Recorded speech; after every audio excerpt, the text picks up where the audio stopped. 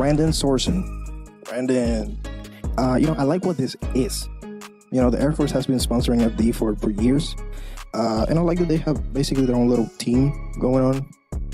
That's cool. And that's it. This livery is very disappointing. I mean, it's the the United States Air Force. They could have come in for the kill and just complimented their marketing campaign here in Formula Drift. Like, oh, look at it, we were so cool. But no, of course they didn't. I do like the camo. It's not good. It's ironically good.